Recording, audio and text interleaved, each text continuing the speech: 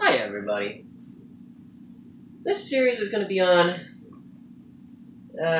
just explaining the drivetrain of the Traxxas Jato. This is specifically for more of the new guys to the hobby. I see a lot of people, they are, for some reason, starting with the Jato, like I did, and that can be tough. So I just want to make this series... sorry. I want to make this series to just explain just simple things. Sometimes people will be working on their cars and they just don't get it, which is fairly normal. When I started, I didn't get everything. So, I hope you enjoy this series. I'm trying to make a video every day this week explaining the drivetrain on the Jato. Hope you enjoy.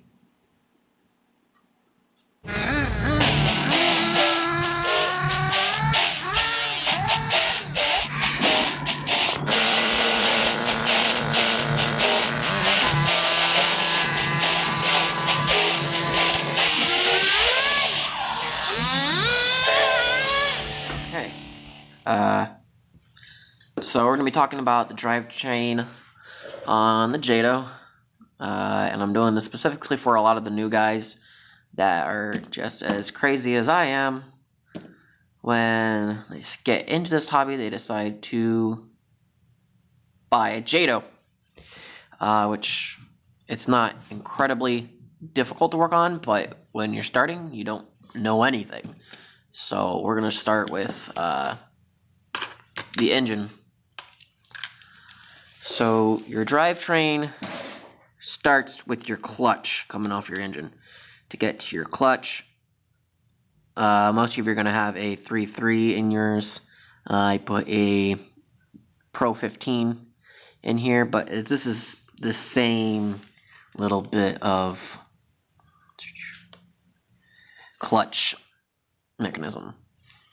So you can take this off right here using a very small flat blade screwdriver, and you want to be careful because this can go flying.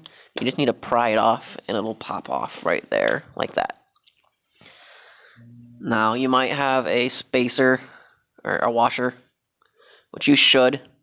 So you take the washer off, and then you have your clutch bell, which will pop right out. Boop. Okay. I have my salamander on, so I'm gonna hit pause.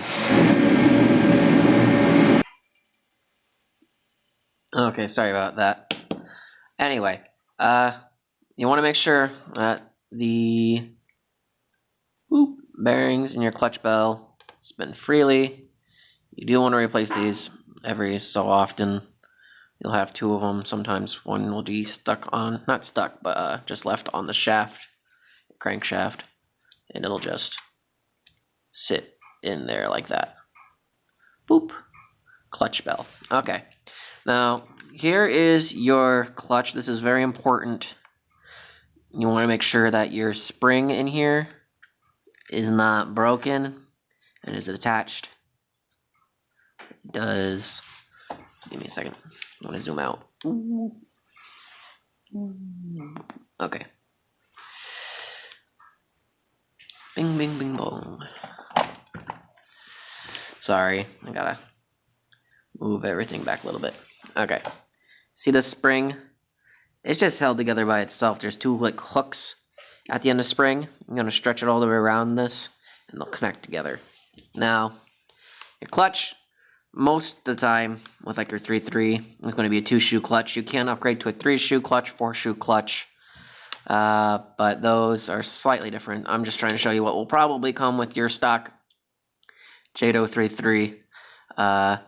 Your clutch can be put in two different ways, and that is just the direction of how these will open. Right now, I have mine set up so the clutch will open up. Give me a second.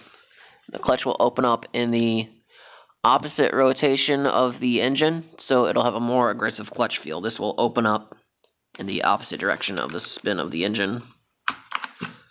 So, if you want a more aggressive clutch with your stock shoes, flip it around. If you want a slightly less aggressive, just leave it in the stock direction. I have mine backwards. Okay. Moving on from there, you put your clutch bell back on. You just slide that guy on there. Put your little washer on.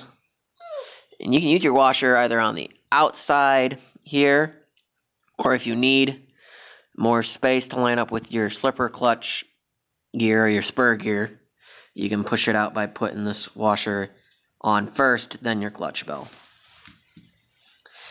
And that's how you space out your clutch bell. Now to get this clip, whoop, my bad. I'm gonna push this all back again. Woo. To get that clip back on, as I've lost it, you're gonna need some needle nose pliers. Let's zoom up on this. Boop. Okay. What I do is I just set this on that groove that's in the shaft. Hopefully, I can. Come on. There we go. Okay. Now I take my pliers, put one end on the bottom of the shaft, and the other on the... God damn it. This is tricky, guys. Slightly tricky, at least. Bingo. Okay. So then you take your pliers, and you want to smoosh that guy back on, like that. It'll click, and then you'll have your E-clip back on. Moving on from your E-clip, your clutch bell. Your clutch bell goes to your spur gear right here. Boop. This sits in the engine like this. Now your spur gear is attached to your slipper clutch, or your second clutch in the system, and that is adjustable. Now, the adjustability is based off of how tight or loose that nut is right there. The looser your slipper clutch is, the less engagement you have. But the tighter it is, the more immediate your engagement is to the rest of your transmission. So, you can... I want to take this all the way apart for you guys. Woo-doo-doo-doo-doo-doo-doo.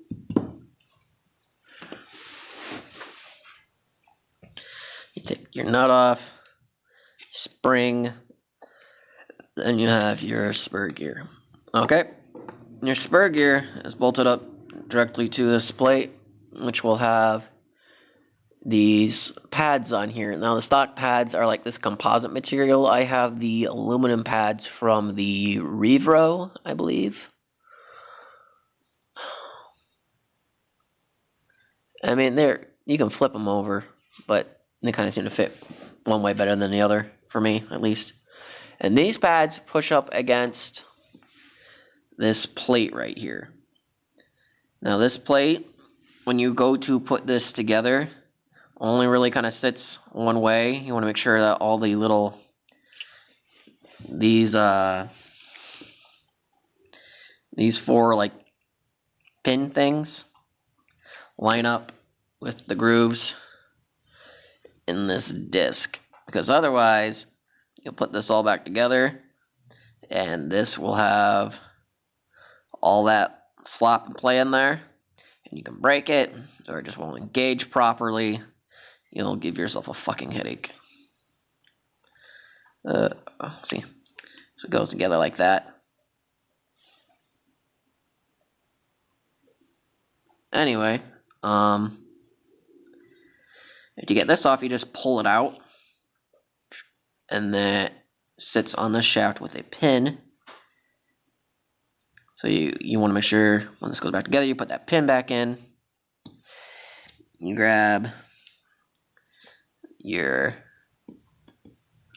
this part, slip that on there.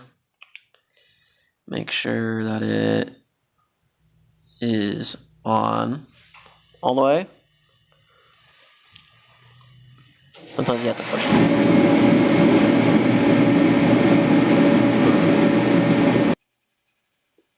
Okay, sorry about that. I have to go back just a little bit.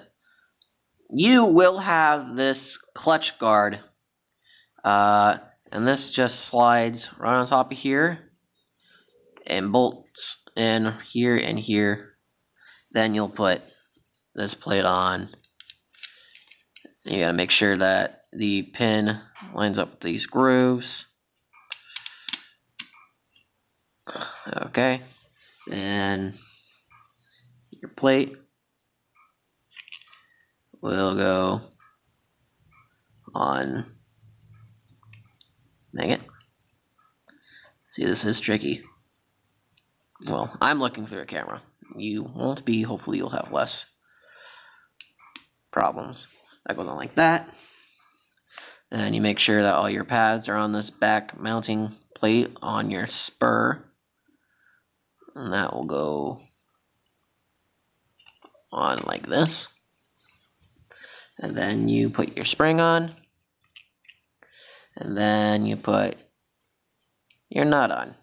Now, as your pads, or those pads that I showed you, the metal ones, which will probably be composite on your stock jato, where you will need to continuously tighten your slipper clutch up to get the same amount of torque out of it. What I like to do is I like to tighten this all the way up, and then, well, maybe not that far, tighten it up until it's as firm as you can get it. Don't over tighten it. And then I like to turn it out just like one whole rotation. And that's generally where I like my slipper clutch. Now, if you want to do wheelies, that's probably fine. You can do it like that. Your car will probably still pop wheelies as long as everything else is good. If you don't want to pop wheelies, you can keep loosening this slowly. I do it like quarter turns, probably, until this has enough slip that when you hit the gas, your car's not popping off the ground. Okay, that is your 2 clutches on your jato explained. See you in the next video. Alright, Bonnie, what do we tell everybody? Say like and subscribe for more RC videos.